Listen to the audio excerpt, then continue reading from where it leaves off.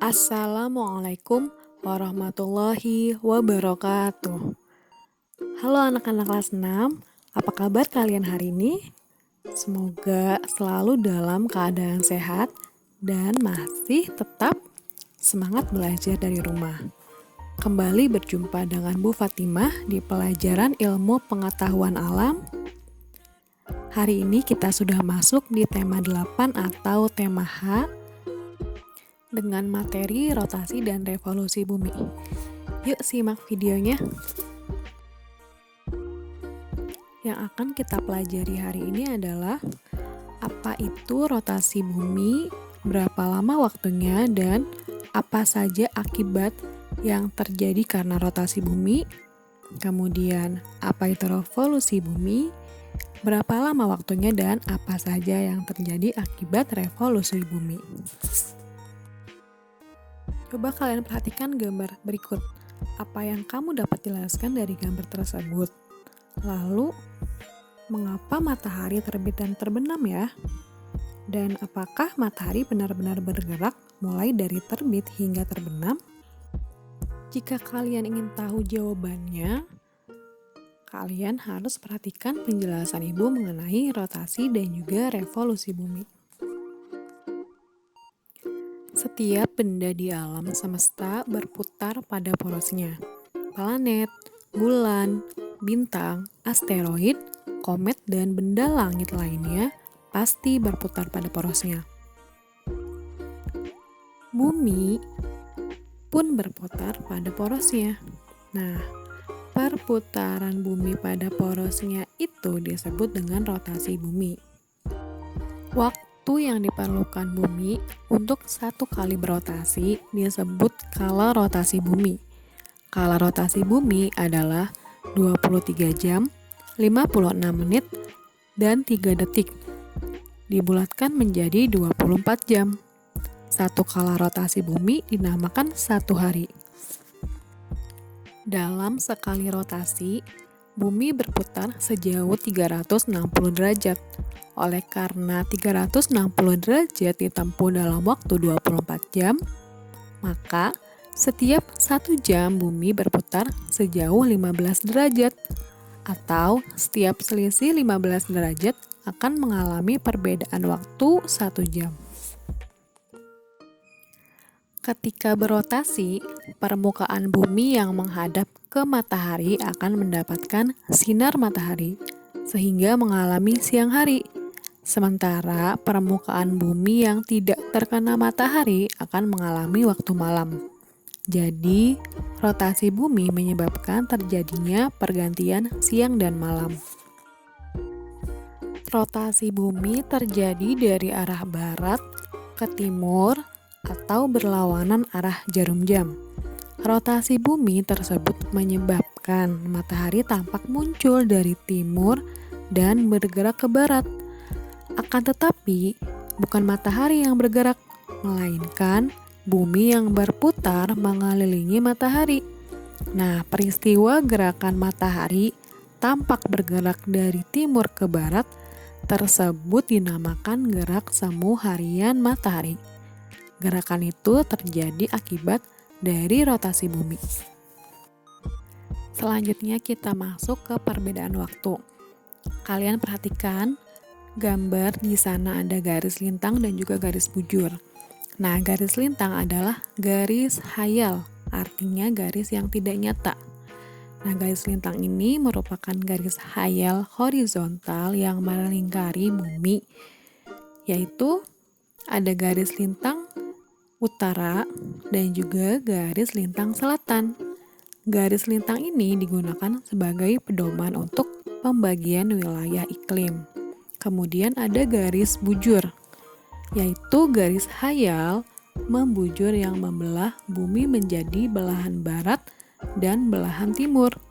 Nah, garis bujur ini yang terletak di belahan barat disebut garis bujur barat, dan yang di sebelah timur yaitu garis bujur timur. Garis bujur digunakan sebagai pedoman untuk pembagian wilayah waktu. Garis bujur 0 derajat berada di kota Greenwich, London di negara Inggris. Garis ini melalui Greenwich Observatory. Oleh karenanya, kota ini ditetapkan sebagai penentu waktu internasional atau GMT, Greenwich Mean Time. Bagian bumi di sebelah timur Greenwich akan mengalami waktu lebih cepat, sedangkan bagian bumi di sebelah barat akan mengalami waktu lebih lambat. Indonesia terletak di antara 95 derajat dan 141 derajat bujur timur.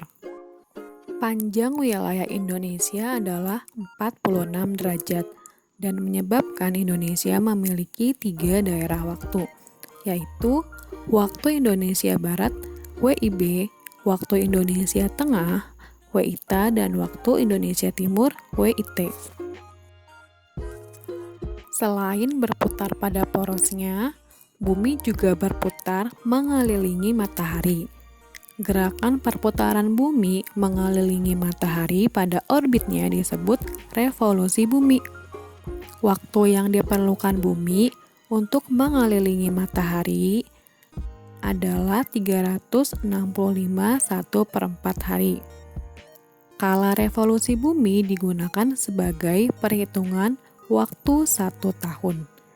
Untuk mempermudah perhitungan, disepakati bahwa 1 tahun terdiri dari 365 hari.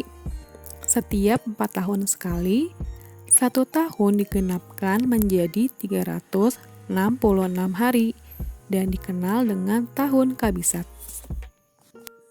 Bumi membuat sebuah jalur atau orbit berbentuk elips saat mengelilingi matahari. Selama 1 tahun, belahan bumi terbagi atau secara bergantian, ada yang menghadap matahari dan juga ada yang membelakangi matahari. Akibat revolusi bumi yang pertama yaitu perbedaan lamanya siang dan malam. Nah, hal ini terjadi lantaran kombinasi antara revolusi bumi dan kemiringan sumbu bumi terhadap bidang ekliptika. Ketika mengelilingi matahari atau berevolusi, sumbu bumi selalu miring sejauh 23,5 derajat dari garis tegak lurus pada bidang ekliptika. Akibatnya, daerah di belahan bumi utara dan belahan bumi selatan menerima paparan cahaya matahari dengan intensitas yang berbeda. Misalnya, kutub selatan mengalami malam hari selama 24 jam atau durasi siang dan malam menjadi sama di seluruh belahan bumi. Pengaruh revolusi bumi selanjutnya yaitu terhadap perubahan musim. Daerah yang terletak di sekitar garis khatulistiwa mendapatkan intensitas cahaya matahari yang hampir sama. Lama waktu siang dan malam di daerah ini cenderung sama. Nah, daerah ini hanya mengalami 2 musim, yaitu musim hujan dan musim kemarau. Misalnya di Indonesia, Malaysia, Thailand, India, dan beberapa negara lainnya. Pada musim hujan, hujan turun hampir setiap hari, kemudian suhu udara turun dan kelembapan udara naik.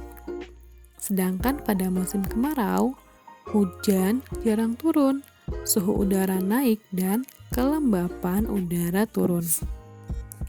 Sedangkan pada belahan bumi utara dan belahan bumi selatan mengalami 4 musim.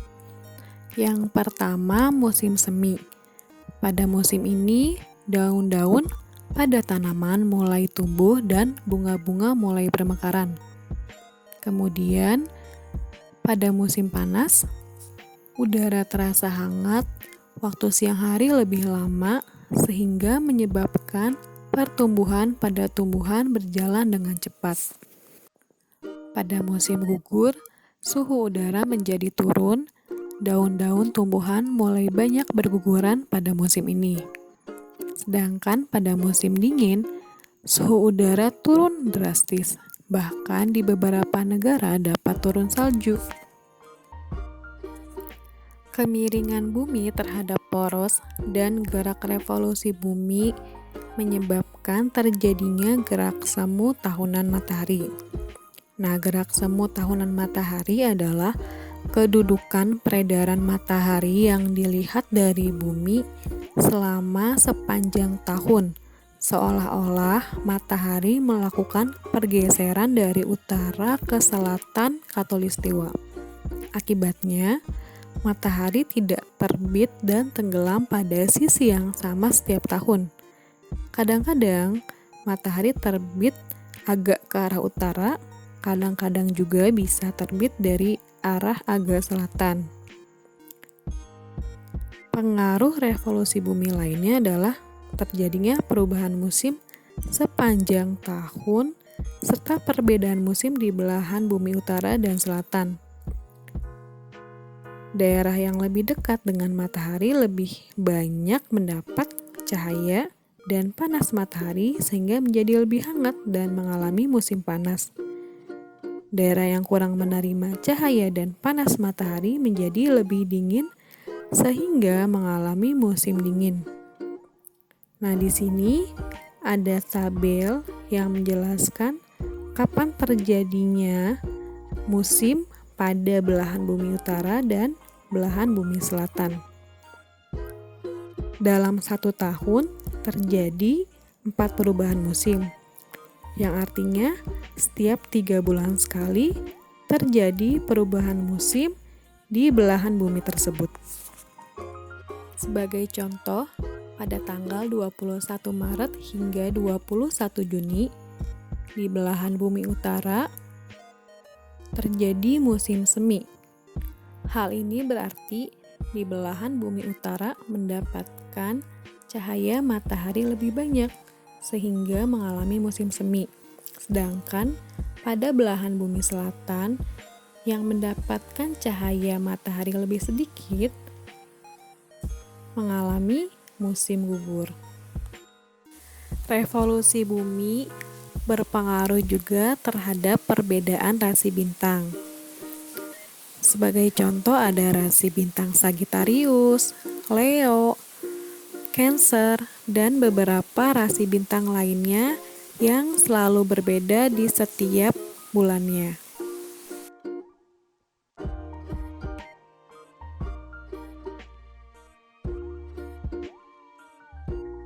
Sekian materi hari ini. Terima kasih yang sudah menyimak dan mendengarkan dengan baik. Sampai jumpa pada pembelajaran berikutnya. Wassalamualaikum warahmatullahi wabarakatuh.